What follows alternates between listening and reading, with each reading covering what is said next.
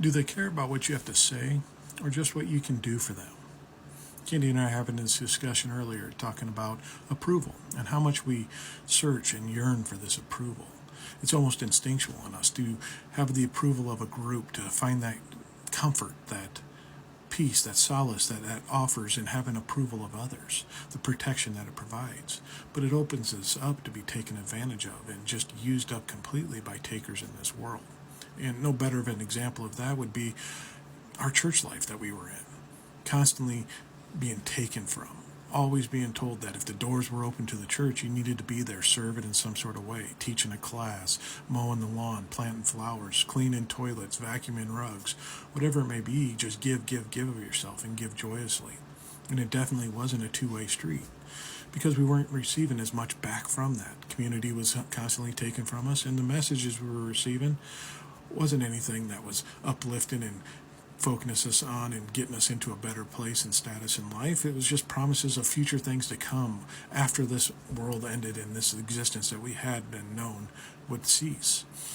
In that a lot of the teachings was constantly to keep doing what they wanted and keep this approval thing going of constantly give and be selfless and don't think of self and don't focus on self, but give up of self and give to others, especially us at the church, because we don't want bills to pay for landscaping and maintenance cost. And just looking at this and realizing this and focusing and understanding what this is going on can free us up a lot in our life, because the teaching of the church just open us up and be taken advantage by the public in general. No more greater of an example than what's on the national scale right now, with people that are just takers of everything. Give everything you possibly can to us, undivided and unabashed support, and receive nothing in return. We're open to this. We're fragile people that just have to constantly have this approval that we never get, because it's always the carrot dangling out front that we can never reach. It'll never be there, and we constantly search for it, whether it be in families and friends or spouses or fathers or mothers or siblings or anything like that.